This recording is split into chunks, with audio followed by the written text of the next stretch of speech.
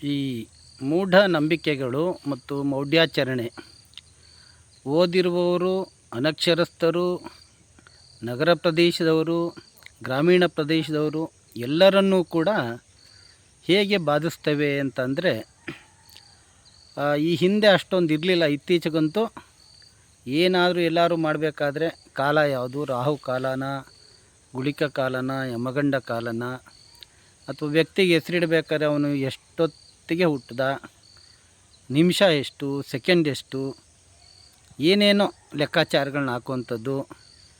ಒಂದು ರಸ್ತೆಗೆ ಪೂಜೆ ಮಾಡಬೇಕಾದ್ರೂ ಅಲ್ಲ ಟಾರ್ ಹಾಕ್ತಾರಲ್ಲ, ಅದು ಉದ್ಘಾಟನೆಗೂ ಒಬ್ಬ ಪುರೋಹಿತರನ್ನ ಕರ್ಕೊಂಡು ಬಂದು ಪೂಜೆ ಮಾಡಿಸೋದು, ಆಯುಧ ಪೂಜೆಗೆ ಕರೆಯೋದು, ಗಾಡಿ ತಾಂಡ ಕರೆದು ಪೂಜೆ ಮಾಡಿಸೋದು, ಸೈಟು ಪಾಯ ಅಗಿಯೋದಕ್ಕೆ ಈ ಥರ ಅದು ಒಂಥರ ಪೂಜೆ ಮಾಡೋದು ನಂಬಿಕೆಗಳು ಒಂದು ಕಡೆ.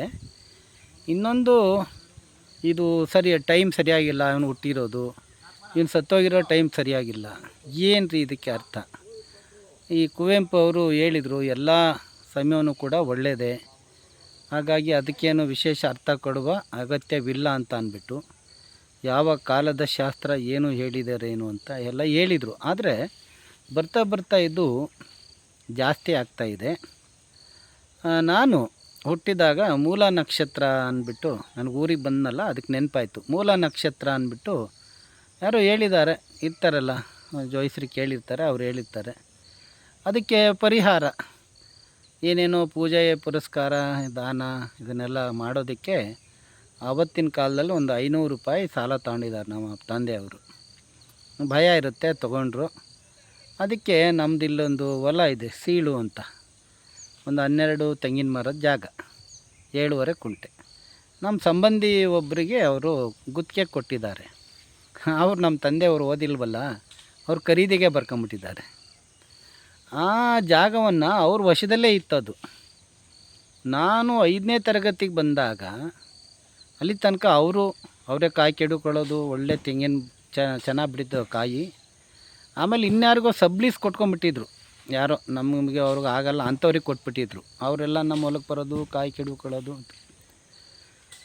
ಆಮೇಲೆ ಒಂದು ದಿನ ನಮ್ಮ ತಂದೆಯವರು, ನಾನು 5ನೇ ತರಗತಿಲಿದ್ದಾಗ ಬಿಡಿಸ್ಕೊಳ್ಬೇಕು ಅಂತ ಎಲ್ಲ ಮನಸ್ಸು ಮಾಡಿ, ನಮ್ಮ ತೋಟ ಬಿಡಬಾರ್ದು ಅವರಿಗೆ ಅಂತ ನೋಡಿದರೆ ಇದು ಖರೀದಿಗೆ ಬರ್ಕೊಂಬಿಟ್ಟಿದ್ದಾರೆ ಅವರು. ಆಮೇಲೆ ಅಷ್ಟೆಲ್ಲ ಕಾಯಿ ಕೆಡ್ಕೊಂಡ ಮೇಲೆ ಕೊನೆಯಲ್ಲಿ 2,000 ರೂಪಾಯಿ ಕೊಡಬೇಕು ಅಂತ ಎಲ್ಲ ಬಡ್ಡಿ ವ್ಯವಹಾರದವರು ಅವರು. ಈ 2,000 ರೂಪಾಯಿ ಕೊಡಬೇಕಾದ್ರೆ ಆ ರಿಜಿಸ್ಟ್ರೇಷನ್ ವಾಪಸ್ ನಮಗೆ ರಿಜಿಸ್ಟ್ರ್ ಮಾಡಬೇಕಲ್ಲ, 200 ರೂಪಾಯಿ ಕಡಿಮೆ ಇದೆ ಅಂದ್ಬಿಟ್ಟು ಆ ವ್ಯಕ್ತಿ ವಾಪಸ್ ಬಂದಿದ್ದಾನೆ. ಇಲ್ಲ, ನಾನು ಸೈನ್ ಮಾಡೋದಿಲ್ಲ. ಆಮೇಲೆ ನಮ್ಮ ಪಕ್ಕದಲ್ಲಿ ನಮ್ಮ ದೊಡ್ಡಮ್ಮ ಇದ್ದರು, ಅವರು 200 ರೂಪಾಯಿದು 2 ನೋಟ್, 100 ರೂಪಾಯಿದು ತುಂಬ ಅಗಲದ ನೋಟ್, ಅದು ತಕ್ಷಣ ಕೊಟ್ಟು ಕಳಿಸಿದ್ರು. ಇಲ್ಲ, ಬೇಗ ಬರ್ಸ್ಕೊಂಡ್ಬಿಡಿ, ಅವನ ಮನಸ್ಸು ಚೇಂಜ್ ಮಾಡಿಬಿಟ್ರೆ ಕಷ್ಟ ಅಂತ. ಇದೇನಕ್ಕೆ ನೆನಪಾಯಿತು ಅಂತ ಹೇಳಿದರೆ, ಈ ವಾಸ್ತು ಸರಿ ಇಲ್ಲ ಅಂತ ಮನೆ ಆಲ್ಟ್ರ್ ಮಾಡಿ ಸಾಲ ಮಾಡೋದು, ಹುಟ್ಟಿದ ನಕ್ಷತ್ರ ಸರಿ ಇಲ್ಲ ಅಂತೇಳಿ ಅದಕ್ಕೇನೋ ಪೂಜೆ ಹೋಮ ಪುನಸ್ಕಾರ ಮಾಡಿ ದುಡ್ಡನ್ನು ಖರ್ಚು ಮಾಡ್ಕೊಳ್ಳೋದು, ಈ ರೀತಿ ಜನರು ಎಷ್ಟು ಈ ಮೂಢನಂಬಿಕೆ ಮತ್ತು ಮೌಢ್ಯಾಚರಣೆಯಿಂದ ಮೋಸ ಹೋಗ್ತಾರೆ ಅನ್ನೋದಕ್ಕೆ ಇದೊಂದು ಉದಾಹರಣೆ ನೆನಪಾಯಿತು. ಇಂಥದ್ದು ಅನೇಕ ಕಡೆಗಳಲ್ಲಿ, ಎಲ್ಲ ಕುಟುಂಬಗಳಲ್ಲಿ ಇರುತ್ತೆ. ನಾವು ಇಷ್ಟೆಲ್ಲ ಮುಂದುವರೆದಿದ್ದೀವಿ, ರೋಗಗಳಿಗೆ ಕಾರಣಗಳನ್ನ ಕಂಡುಹಿಡಿಬೋದು, ಪರಿಹಾರಗಳನ್ನ ಕಂಡುಹಿಡಿಬೋದು. ತಲೆಗೆ ಏಟಾದರೆ ಬ್ರೈನ್ನು ಆಪ್ರೇಷನ್ ಮಾಡ್ತಾರೆ, ಆ ಸ್ಕಲ್ಲನ್ನು ತೆಗೆದು ಇನ್ನೊಂದು ಕಡೆ ಇಟ್ಟು 2-3 ತಿಂಗಳಾದಮೇಲೆ ಅದನ್ನು ವಾಪಸ್ ಹಾಕ್ತಾರೆ. Heart, kidney ಟ್ರಾನ್ಸ್ಪ್ಲಾಂಟೇಷನ್ನು.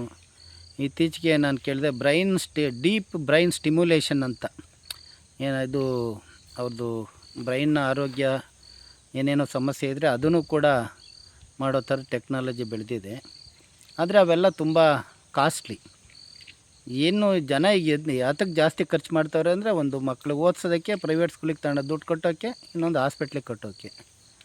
ಹಾಗಾಗಿ ನಾವು ಈ ಕಾರ್ಯಕಾರಣ ಸಂಬಂಧ ಏನಾದರೂ ಒಂದು ಸಮಸ್ಯೆ ಬಂದರೆ ಅದಕ್ಕೆ ಏನು ಕಾರಣ ಅಂತ ಕಂಡಿಡಿದು ಸರಿಯಾದ ಪರಿಹಾರ ಕಂಡಿಡ್ಕೊಳ್ಬೇಕೇ ಹೊರತು ಇವ್ರು ಯಾರನ್ನೋ ಕೇಳಿ ಶಾಸ್ತ್ರ ಕೇಳೋದು, ಖರ್ಚು ಮಾಡೋದು, ಅದರಿಂದ ದೂರ ಆಗಬೇಕು ಅಂತೇಳಿ ನನ್ನ ಅಭಿಪ್ರಾಯ. ನಮಸ್ಕಾರ.